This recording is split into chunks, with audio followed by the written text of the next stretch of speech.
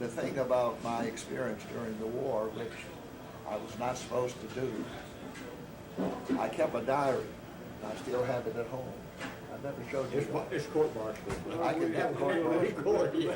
It was a little notebook, and all the time I put all the place we were, I kept almost a daily log or any importance. I might miss a few days while we were at sea or, traveling and doing nothing. And then everything important I put down in that book. A lot of guys had them, but I had the you got knowledge. caught, they take them away from you because they didn't want that I can't information out. I can't recall. But 56,000 miles we went to one year, and 45 or something like that the second year. I got the map of the Pacific area, and I named each island and spot and base where they had been, where they would go. And I gave them names like people in the family, and I named Long Beach, Linda Joy. That was in case our first child was a girl, I'd been named Linda Joy. So in our correspondence, if he was at, say, Midway, I don't know whether it was at Midway or not, but anyway, there was a particular place he'd write and say, well, and if I had named that place Uncle Henry, he would say, well, Uncle Henry's doing all right, isn't he? And then I'd know where he was. Yeah, I'm innocent. I'm guilty of that. FBI gets home. I got my maps from school, world maps, well, the area of the Pacific. The wife, God gave me that wife. He gave it to me, did it to me. I had a code like that where all the letters I wrote to my sister, my family. My sister always knew where I was, where the ship was.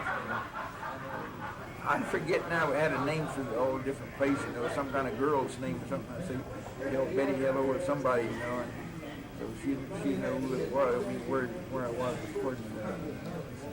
Oh, they would gamble. Yeah, the carpenter shop down there. The carpenter shop. Yeah. Man, I tell you, I seen thousands of dollars go through them guys' hands. In my own division, this gambling was taking place. I didn't even know. Down the carpenter shop. Yeah. I thought the gambling casino on the St. Louis was the Laundry, but now you're telling me it was a place under my own. It's all right. Oh yeah. In the corner, I'll tell you that was. I had worse than that happen to me because when I was the assistant chief of staff on the St. Clair Fleet staff, more hanky-panky was going on among the officers in my division than I ever knew about. They didn't call it Navy regulation. It was called the locks and shoals of the Navy. And that's I like, recall. you got those big blocks, ships that's on. I crawled up there and lay down, went to sleep. Well, when I woke up, there was nobody around. I mean, nobody. I looked around on the port side, and the ladder that had been across the ship over to the dry dock was gone. So I went back to Fantail and hollered at some guy up on deck to heave me a line down so I could crawl up to that ladder that's hanging over the Fantail. And some chief said, "Oh, no, that's all rusty, you palm breaking that." Because we'll just transfer your papers over. Just leave you here. Oh, no. Because I knew they was coming back to the States. So I climbed back up on the dry dock, and some bosun mate rigged the bosun chair over, put me in the bosun chair, and brought me back. You fixed to become a native there, weren't you? Mm-hmm. Yeah. Anyway, they put me on restriction for 7 days. I think it took us 7 days to get the parole. Oh, you're a bad boy. I was a bad boy. What did they charge you with, sleeping? I don't remember. But that was the lowest form of usually a captain's mass is restrict you to the ship or ream you out a little bit, give you a good reaming out and say, hey, let's knock it off, Jack, That's about what it's Like That's enough to go on your record. Most of the time it stayed on your record. I hope you're not quoting this. When he said bread and water, we had another name for that. So, piss and pump, you recall. They had Marines watching the prisoners. You had two guys, one guy on one side, and the doors unlocked. And you got bread and water for 3 days, then you got full rations every third day. So the third day, the Marine would bring the guys down, they'd wear a jacket with a P on the back of it, just like his from Sing Sing, and bring them down to the chow hall and they'd eat. And they'd bring them down to the chow. And the other days, they'd get like they said 2 slices of bread and all the water you wanted for each meal. But they'd give them chunks of bread that big. 2 slices would be half a loaf of bread. But that's what they fed them.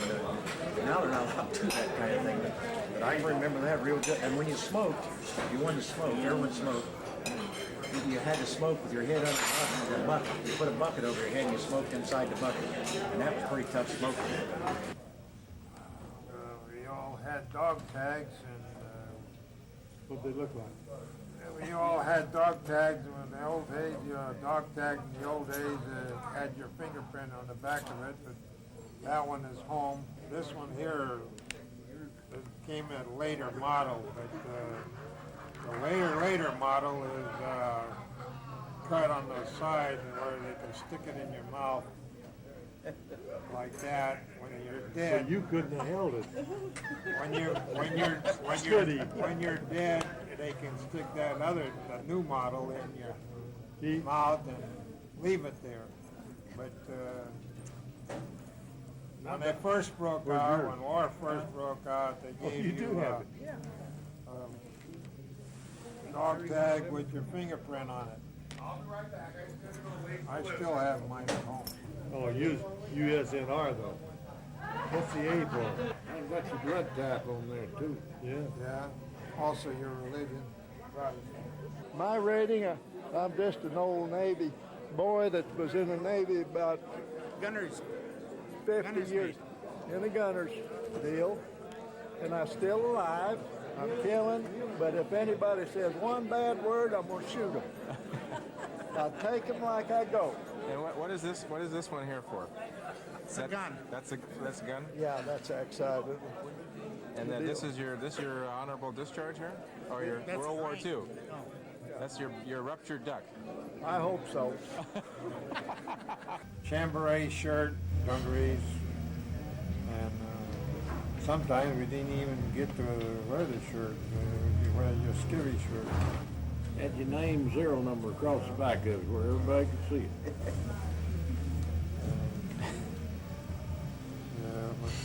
Whenever they come in, they were always in uniform.